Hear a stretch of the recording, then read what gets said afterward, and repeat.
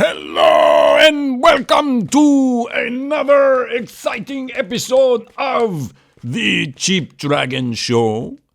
I am Frugal Max, the Cheap Dragon, and today we will be looking at orcs. The long-snout orcs. Do we say snoot or snout? Long-snout orcs, which are a 3D printed type of miniature that you can get either for your own 3D printer if you have one, or like us, you order them off of Etsy or some other 3D print service and somebody makes them and ships them to you. Anyway, let's take a look at these miniatures and see how they do. Okay, so that's a lot of parts you got there, all in a fancy gray.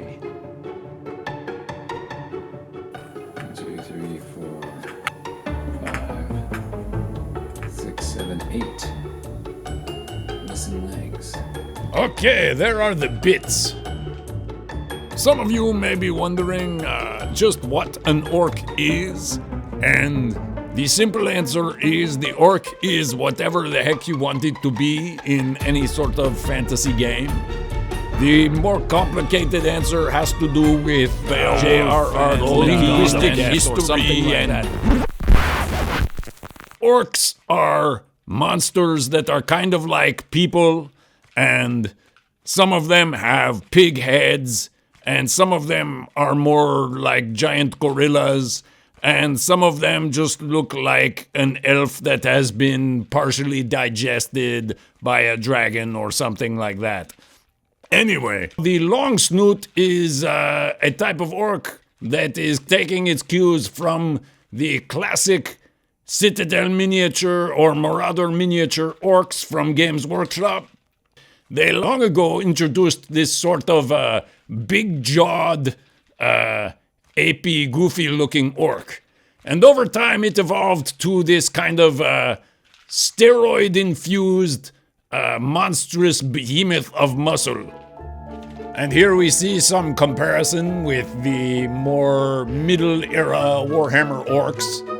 If you compare to that sort of middle generation 6th edition, still have some of them on the sprue.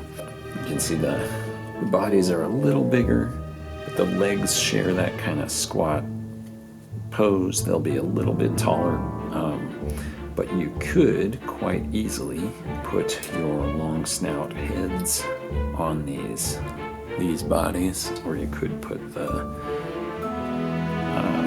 old orc bodies on the long snout legs.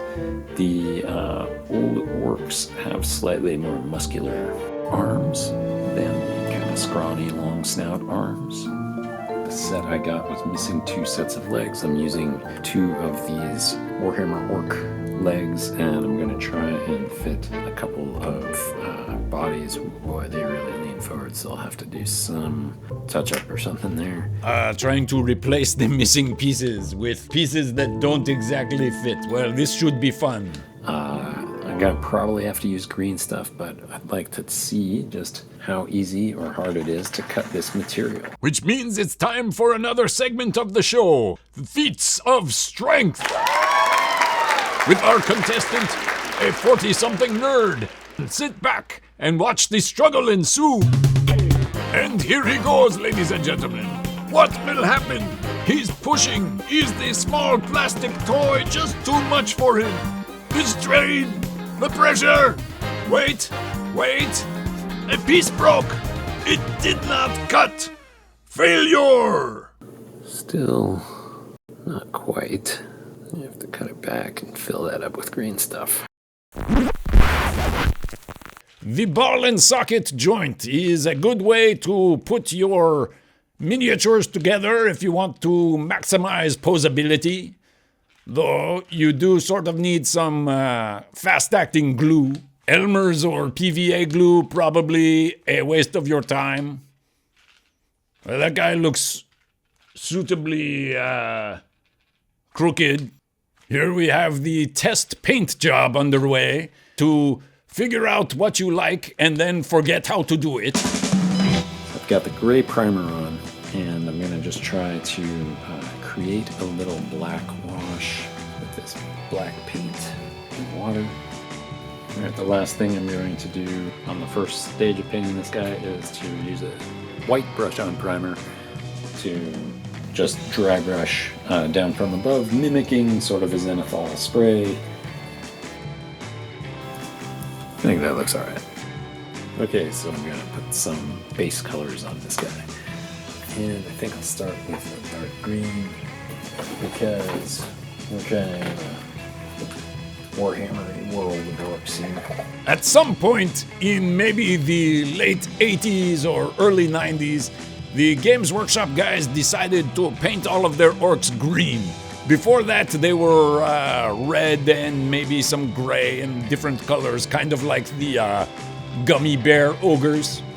Anyway, green has been the thing in the world of the Warhammer orc since then.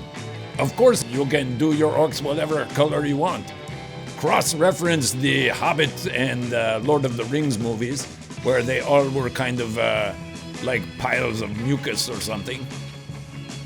Though I guess mucus can be green.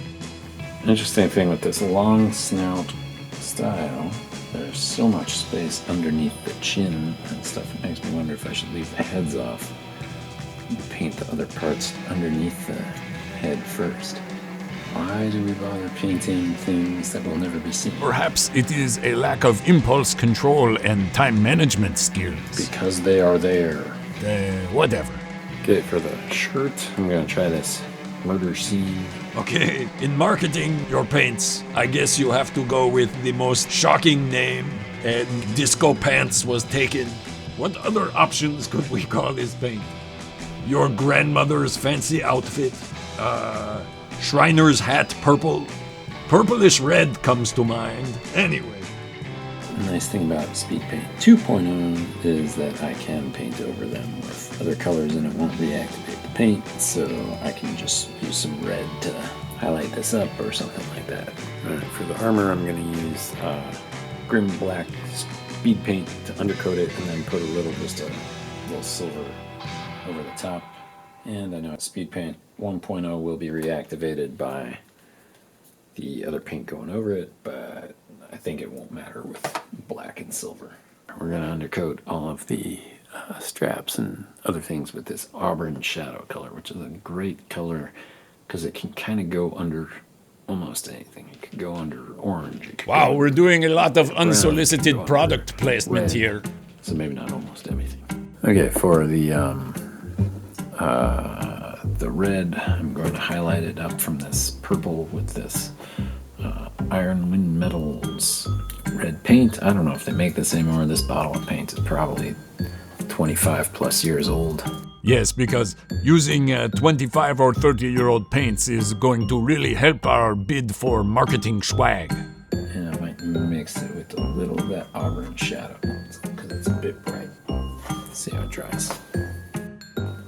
Okay, to start highlighting up the skin, I'm going to use this Griffin Tan mixed with some green and gradually get it a little lighter. Can you gradually get it into focus? So I'm just going to use a little Army Painter soft tone. The armor, especially, it looks a little too bright and shiny for orc armor, in my opinion. Here's the test paint job orc, long snout orc. And let's compare them to some other older orcs for scale. So here's that 6th edition. Note the 6th edition guy is on the taller base, so the size difference isn't quite as obvious. I don't know, I think that size difference is pretty darn obvious. Except for the arms, they both have the same length arms. Oh, here we have a nice flat-looking guy. A Battlemaster's orc. I like how he looks like he's been run over by a steamroller. Okay, and here we have the lineup of scales. Holy moly, look at all of those orcs. That's a nice lineup there. It looks like a family reunion. The stylistic heritage is clear. No one cares how these guys were painted. Let's just skip ahead to the end. Okay, so here we have our 10 Longsnout They orcs. don't look bad. Not a professional paint job, but a decent tabletop type paint job.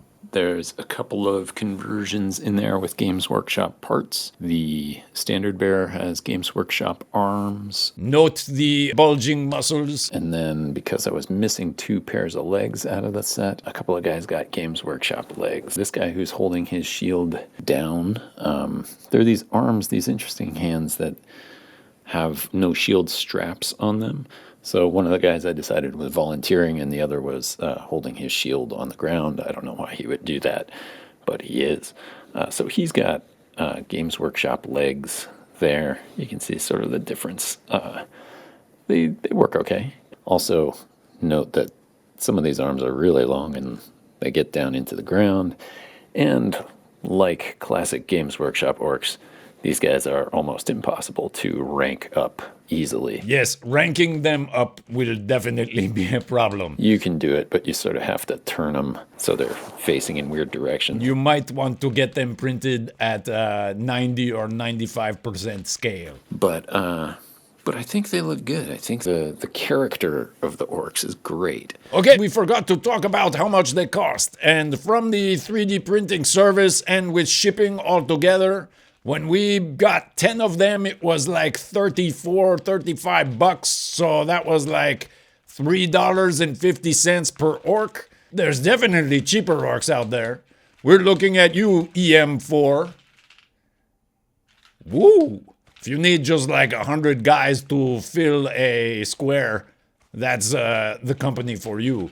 But the Longsnouts, they're good for the more, front rank or maybe the Hero Quest or D&D type game. Okay. Until next time, if there is a next time, I'm Frugomax. Don't spend too much. Bye.